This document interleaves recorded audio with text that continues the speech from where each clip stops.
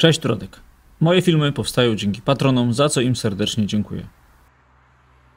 Partnerem kanału jest grupa Flying Atom, oferująca możliwość kupna i sprzedaży kryptowalut w kantorach stacjonarnych i bitomatach na terenie całego kraju. Prowadzimy również sprzedaż złota inwestycyjnego. Zapraszamy! W dzisiejszym filmie przedstawię Wam 10 rzeczy, które podobają mi się na polskich drogach. Ostatnio w komentarzach kilka osób zasugerowało mi ten temat, więc dziś taki właśnie film.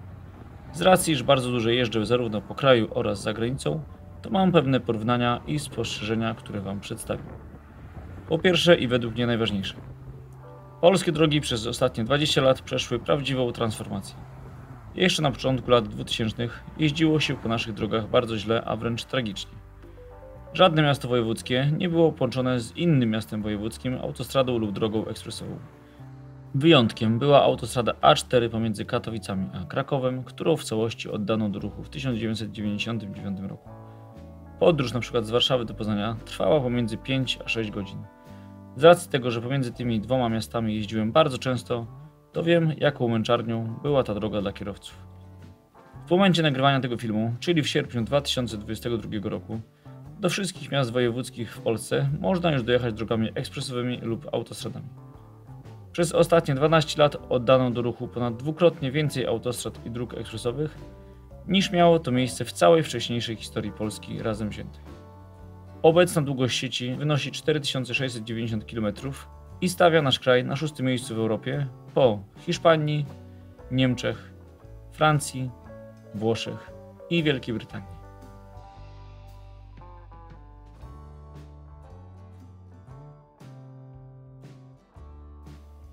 Po drugie, nawierzchnia na naszych drogach jest w większości równa i nie mam tu na myśli tylko autostrad czy dróg ekspresowych. Wiele dróg krajowych, wojewódzkich czy nawet gminnych w ostatnich 20 latach albo zostało przebudowanych lub zostały wyremontowane. To na pewno cieszy. Jeszcze na początku XX wieku standardem były drogi krajowe, które miały ogromne kolejny. Pamiętam dokładnie drogę krajową nr 50, która miała kolejny na kilka lub nawet kilkanaście centymetrów. Nasze drogi w ogóle nie były przystosowane do tak ogromnego ruchu i ciężaru pojazdów. Później z biegiem lat zaczęło się to zmieniać na plus.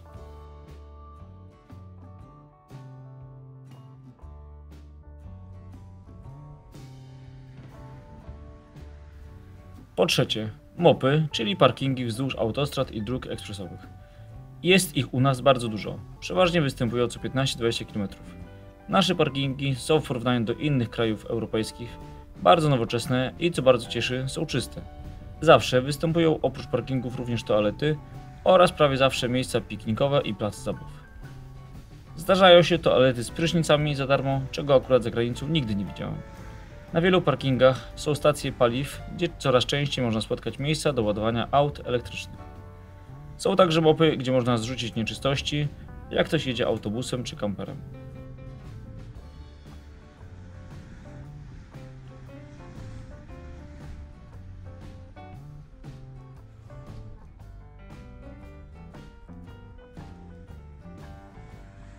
Muszę jednak w tym momencie powiedzieć o jednym dużym minusie, a mianowicie takim, że na ponad 90% parkingów nie ma normalnych restauracji, tylko są wyłącznie fast foody. Jest to w mojej opinii bardzo duży minus. Drugą poważną wadą jest brak ramp do odśnieżania zimą pojazdów ciężarowych, co na szczęście w ostatnim roku zaczęło się w końcu powoli zmieniać.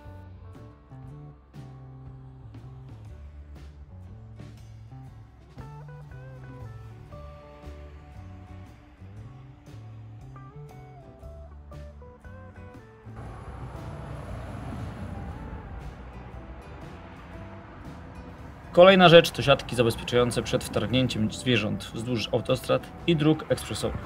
Są one u nas właściwie wszędzie. Zdarzają się bardzo krótkie odcinki, gdzie siatki nie ma, ale są to dosłownie pojedyncze przypadki.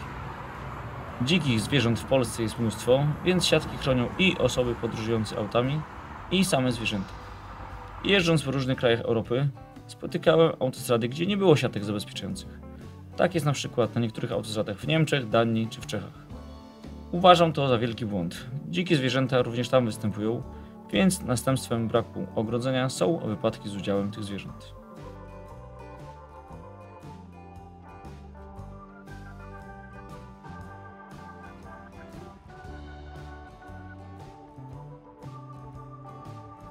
Następna rzecz, poniekąd związana z poprzednim punktem, to przejścia dla zwierząt. Jest ich u nas mnóstwo. Są drogi jak np. autostrada A2 ze Świecka do Nowego Tomyśla, gdzie duże przejścia dla zwierząt są co kilka lub kilkanaście kilometrów. Małych przejść pod autostradą, których nie widzimy jadąc autem, jest jeszcze więcej. Tak więc pod względem ochrony zwierząt jesteśmy na samym szczycie w Europie. Jest to spowodowane głównie tym, że nasze autostrady są nowe. Kiedy kraje Europy Zachodniej budowały autostrady, to nie było takiego wymogu oraz dużego nacisku na środowisko naturalne. Więc tam oczywiście są przejścia dla zwierząt, ale nie w takiej ilości. Z racji tego, że w ostatnich 20 latach wybudowaliśmy najwięcej nowych dróg ze wszystkich krajów Europy, to również przejść dla zwierząt jest u nas najwięcej.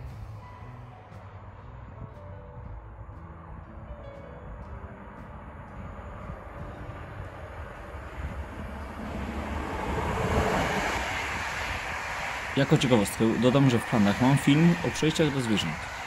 Nagrałem już bardzo dużo materiału.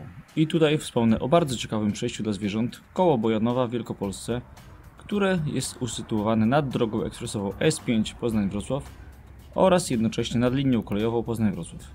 Myślę, że dla fanów infrastruktury i komunikacji jest to ciekawe miejsce do obserwacji.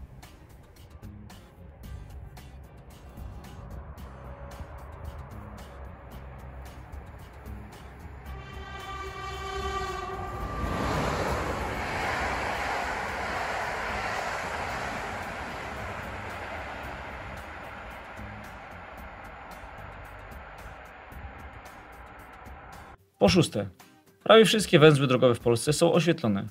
Jest to bardzo przydatne w nocy. Lampy oświetleniowe pozwalają nam na właściwe wybranie kierunku ruchu.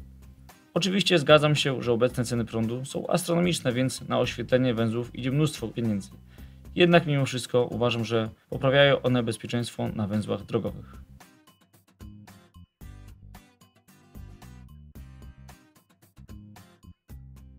Po siódme, pasy awaryjne. Na prawie wszystkich autostradach i drogach ekspresowych w Polsce występują pasy awaryjne, które, jak sama nazwa wskazuje, służą do zatrzymania pojazdów podczas awarii. Właściwie tylko autostrada A4 z Krzyżowej do Wrocławia nie posiada pasa awaryjnego. Jednak według przepisów droga ta nie powinna nazywać się autostradą. Autostrada A4 od węzła Krzyżowa do Wrocławia w najbliższych latach zostanie przebudowana do 3 pasów ruchu oraz dobudowany zostanie pas awaryjny. Poza A4 wszystkie drogi klasy A i S w Polsce posiadają pasy awaryjne. W wielu krajach Europy część spośród dróg najwyższej klasy nie posiada pasa awaryjnego. Jest to bardzo niebezpieczne w momencie, gdy pojazd ulegnie awarii. Wtedy popsute auto musi stać na pasie prawym i blokuje jeden z pasów ruchu.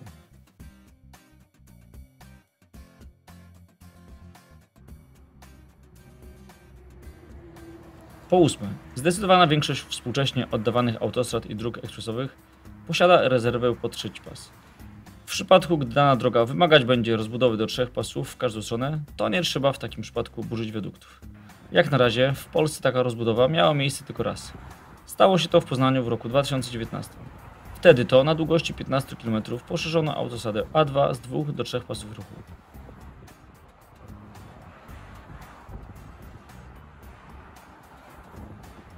W najbliższych latach poszerzona zostanie autostrada A2 z 2 do 3 pasów ruchu od węzła Poznań-Krzesiny do węzła Poznań Wschód. Jest to wspólny odcinek autostrady A2 i drogi ekspresowej S5. Drugim miejscem, gdzie planowana jest rozbudowa z 2 do 3 pasów ruchu, to A2 z Łodzi do Pruszkowa. Natomiast odcinek z Pruszkowa do węzła Konotopa koło Warszawy zostanie poszerzony z 3 do 4 pasów ruchu. W najbliższych latach planowane jest również poszerzenie obwodnicy Krakowa w ciągu A4 oraz odcinka A4 od węzła Krzyżowa w stronę Wrocławia. O pozostałych odcinkach na razie cisza. W mojej opinii do 3 pasów należałoby poszerzyć jeszcze A1 pomiędzy węzłami Łódź Północ i Łódź Południe oraz S8 pomiędzy Radzyminem a Ostrowią Mazowiecką. To takie zadania na już. Po dziewiąte, rzeczy, której nie można nie zauważyć, to to, że większość autostrad oraz wszystkie drogi ekspresowe w Polsce są darmowe dla pojazdów osobowych. Jest to na pewno ogromny plus. Wiele osób uważa, że autostrady i drogi ekspresowe powinny być za darmo, inni uważają, że tak jak w wielu krajach Europy czy świata powinno się za nie płacić. Zdania są podzielone i ja również nie potrafię znaleźć złotego środka. Jednak uważam, że obecna sytuacja jest zła. Według mnie, jeśli teraz w każdym litrze paliwa jakaś jej część przeznaczona jest na budowę i utrzymanie dróg, to nie powinniśmy jeszcze dodatkowo płacić za poruszanie się tymi drogami. Z drugiej strony wiem z doświadczenia, jak dużo pieniędzy pochłania budowa i utrzymanie autostrad i dróg ekspresowych. Jest to wartość znacznie większa niż pozostałych dróg. Jednak płatne autostrady tworzą istotny problem, a mianowicie to, że mamy wysokiej klasy bezpieczną drogę, wyposażoną w ekrany akustyczne, przejścia dla zwierząt i tym podobne, ale mimo to część kierowców ucieka na drogi równoległe, aby uniknąć opłat. W efekcie duży ruch kumuluje się we wsiach i miasteczkach, na drogach z przejściami dla pieszych, jednopoziomowymi skrzyżowaniami i niechronionych od dzikiej zwierzyny.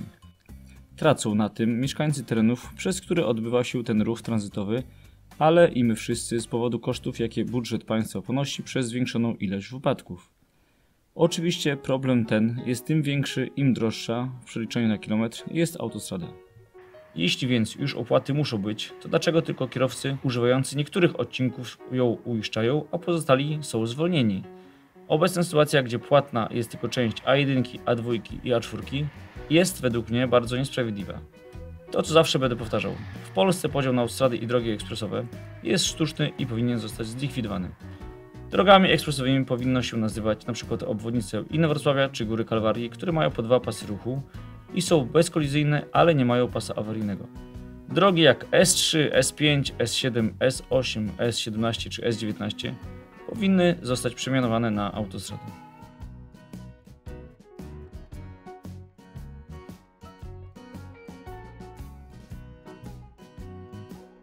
Gdy nasza sieć autostrad i dróg ekspresowych będzie już mniej więcej kompletna, być może jeszcze lepsze byłoby moim zdaniem zaadaptowanie rozwiązania z Rumunii, gdzie obowiązuje winieta obejmująca całą sieć drogową, a nie tylko autostrady i drogi ekspresowe.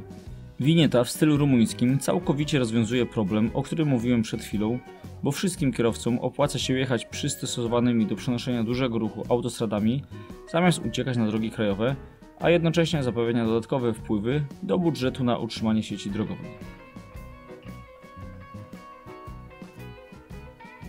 Ostatnia rzecz, na którą chciałbym zwrócić uwagę, to coraz lepsza w mojej opinii kultura jazdy.